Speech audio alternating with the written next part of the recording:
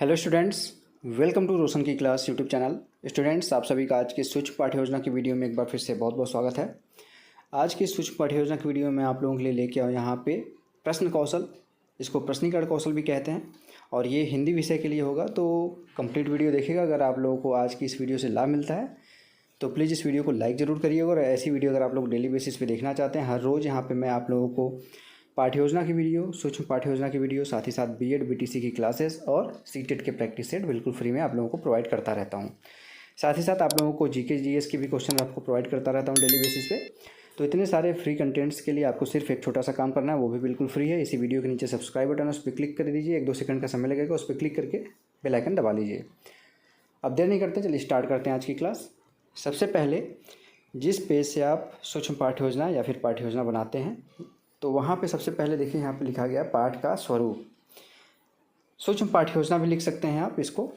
पाठ का स्वरूप का मतलब होता है आप शिक्षण कर रहे हैं या फिर पुनः शिक्षण कर रहे हैं, क्योंकि यहाँ पे जो सूक्ष्म पाठ्य योजना होती है उसको 2 बार पढ़ाना होता है। तो पहली बार जब पढ़ाते हैं तो शिक्षण कहा जाता है उसको, यानी कि टीचिंग कहते हैं उसको, और पुनः शिक्षण यानी कि रीटीच किया जाता है उसी सेम टॉपिक को।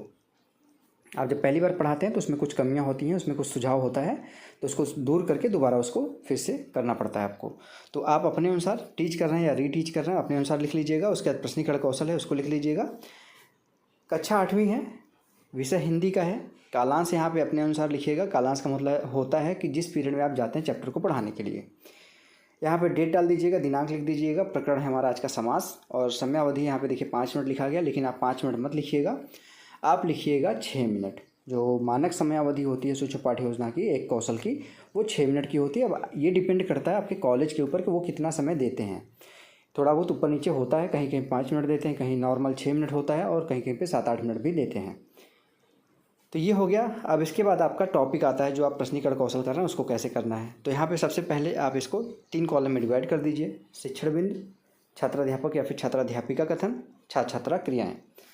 आप बच्चों से क्या करेंगे, प्रश्नीकरण कौशल में प्रश्न पूछेंगे, बच्चे उसका उत्तर देंगे। ठीक है। तो यहाँ पे देखिए पहला प्रश्न पूछा गया है, समास कितने प्रकार के होते हैं। तो बच्चे बोलेंगे समास 6 प्रकार के होते हैं।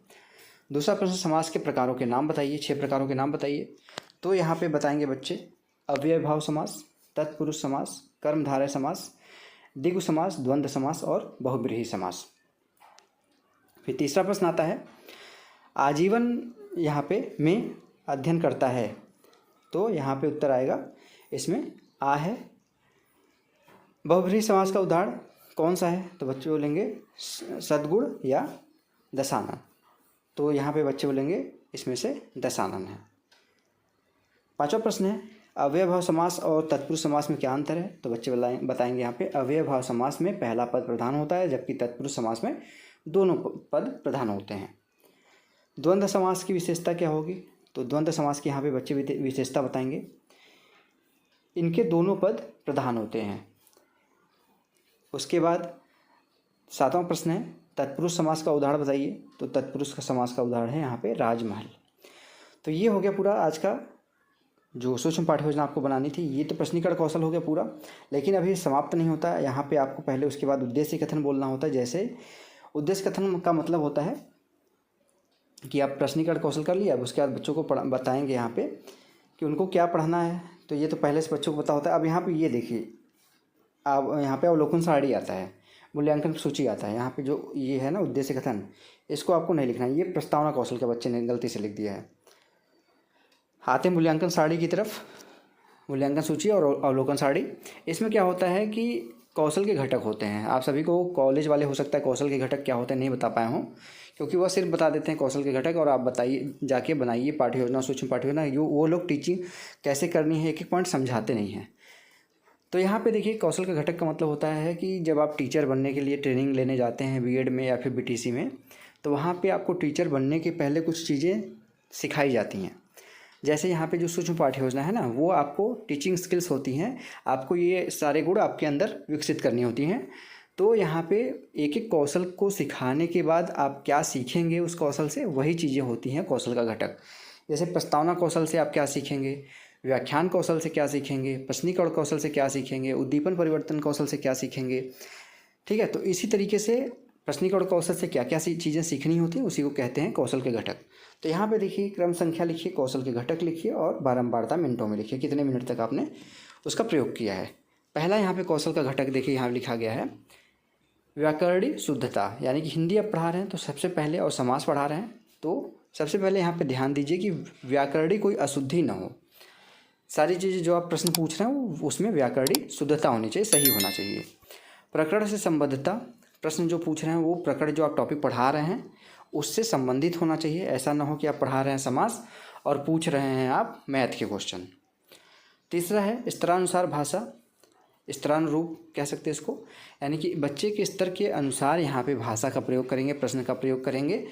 कक्षा 8 के बच्चे हैं तो कक्षा 8 के लेवल का ही प्रश्न पूछेंगे, ऐसा नहीं कि कक्षा 12 के लेवल का प्रश्न पूछ लें तो बच्चा आंसर नहीं दे पाएगा। संक्षिप्तता, प्रश्न बहुत संक्षिप्त होने चाहिए, बहुत बड़े प्रश्न नहीं होने चाहिए, एक लाइन, 1.5 लाइन, 2 लाइन तक मैक्सिमम होना चाहिए। पुनरावृत्ति, आप बच्चों से प्रश्न का जो आंसर आ रहा है उसको फिर से उसको बोल रहे हैं कि नहीं बोल रहे हैं, जिससे क्या है बाकी सारे बच्चे भी उस चीज़ को सुन सकें।